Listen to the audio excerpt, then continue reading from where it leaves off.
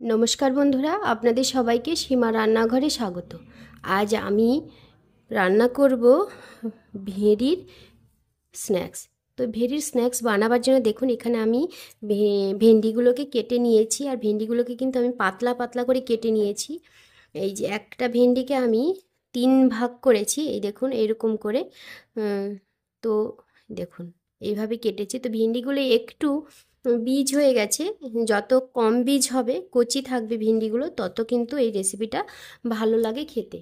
তো আপনারা আমার ভিডিওটা দেখতে থাকুন, পুরো ভিডিওটা দেখুন, স্কিপ করে যাবেন না। তো দেখুন আমি কিভাবে এই রেসিপিটা বানাচ্ছি, আমার সঙ্গে থাকুন। আর এই রেসিপিটা আমার কেমন লাগলো আপনাদের সেটা কমেন্ট করে জানাবেন। যদি ভালো লাগে তাহলে একটা লাইক করবেন, শেয়ার করবেন। যারা আমার চ্যানেলটা নতুন দেখছেন তারা অবশ্যই একটা সাবস্ক্রাইব করবেন, পাশে বেল আইকনটি ক্লিক করবেন, যাতে করে প্রতিদিন যে আমি ভিডিওগুলো ছাড়ছি সেই ভিডিওগুলো সবার প্রথমে আপনাদের কাছে পৌঁছে যায়। যারা ফেসবুক পেজ থেকে দেখছেন তারা ফেসবুক পেজটি ফলো করে আমার সঙ্গে থাকবেন। তো দেখুন এই ভেন্ডিগুলোর মধ্যে আমি দিয়ে দেব কাশ্মীরি লঙ্কার গুঁড়ো। কাশ্মীরি লঙ্কার গুঁড়োটা আমি দেব কালারের জন্য। আর দিয়ে দেব পরিমাণ মতো হলুদের গুঁড়ো, দিয়ে দেব স্বাদ মতো নুন, আর দিয়ে দেব একটু গরম মশলার গুঁড়ো ফ্লেভারের জন্য। দিয়ে দিচ্ছি আমি একটু চাট মশলা, ওই ছোটো চামচের 1.5 চামচের থেকে একটু কম হবে দিয়েছি। এখন আমি এই যে ভেন্ডিগুলোকে সুন্দর করে এইভাবে এই শুকনো মশলাগুলোর সঙ্গে মাখিয়ে নেব।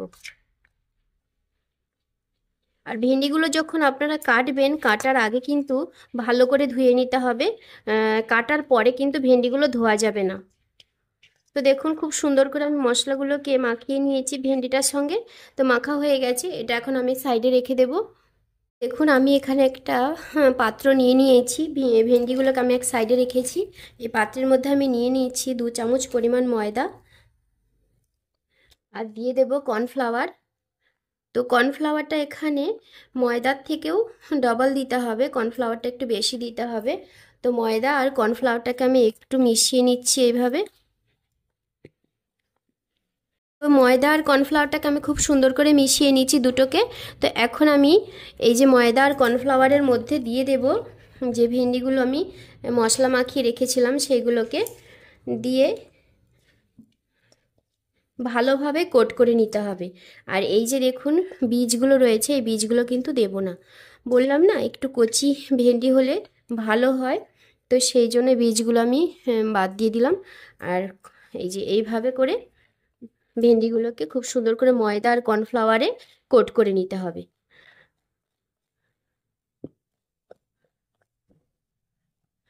যারা ভেন্ডি খেতে চায় না তারাও কিন্তু এইভাবে ভেন্ডি রান্না করলে খুব সুন্দরভাবে খাবে আর ভীষণ পছন্দ করবে।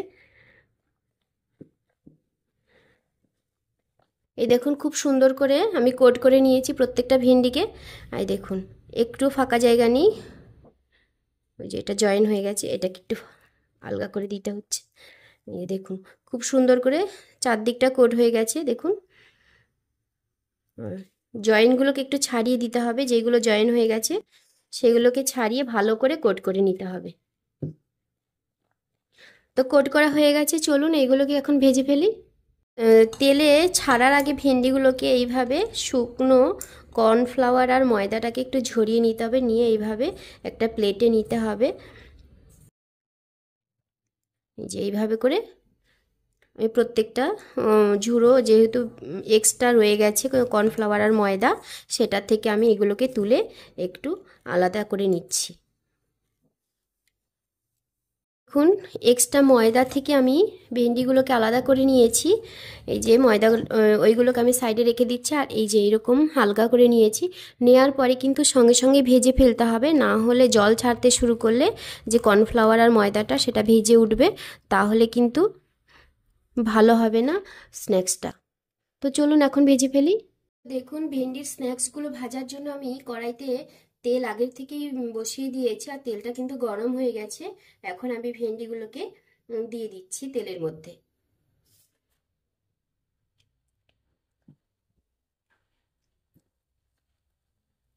তো আমি একবারে পুরো ভেন্ডিগুলো দিচ্ছি না, দুই ধাপে দেব। এক ধাপে হবে না, যেহেতু আমার কড়াইতে আমি খুব বেশি তেল দেইনি সেই জন্য। তো দেখুন এইভাবে সুন্দর করে আমি ভেজে নিচ্ছি ভেন্ডিগুলোকে। দেখুন ভেন্ডির স্ন্যাক্সগুলো কিন্তু অনেকটা ভাজা হয়ে গেছে, আর একটু ভাজা হবে, এখনো পুরোপুরি হয়নি। তো এইভাবে কিন্তু মুচমুচে করে ভাজতে হবে ভেন্ডি স্ন্যাক্সগুলো, তবেই কিন্তু খেতে ভালো লাগবে। তো এই যে ভেন্ডি স্ন্যাক্সগুলো আপনারা সস দিয়েও খেতে পারেন, আবার ডালের সঙ্গে ভাতের সঙ্গেও খেতে পারেন, তাতেও কিন্তু ভালো লাগবে ডাল ভাত দিয়ে খেতে। তো দেখো ভেন্ডির স্ন্যাক্সগুলো কিন্তু আমার ভাজা হয়ে গেছে, এখন আমি নামিয়ে দেব।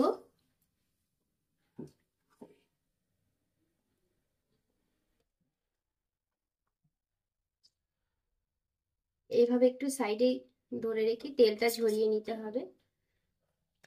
আর দেখছো কতটা মুচমুচে হয়েছে, আওয়াজটা শুনেই তো বুঝতে পারছো সবাই।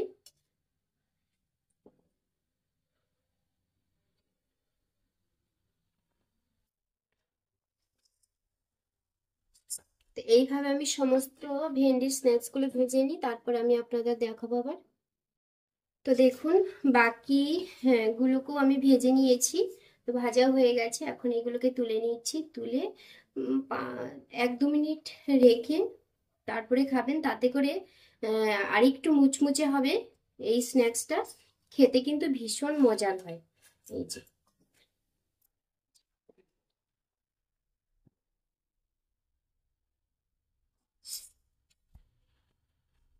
তো হয়ে গেছে আমার ভেন্ডির স্ন্যাক্স। তো এই রেসিপিটা কেমন লাগলো সেটা অবশ্যই কমেন্ট করে জানাবেন। যদি ভালো লাগে তাহলে একটা অবশ্যই সুন্দর করে লাইক করে দেবেন। তো আপনারা সবাই ভালো থাকবেন, সুস্থ থাকবেন, সবাইকে টাটা।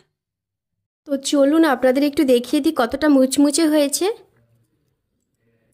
দেখছেন কতটা মুচমুচে হয়েছে।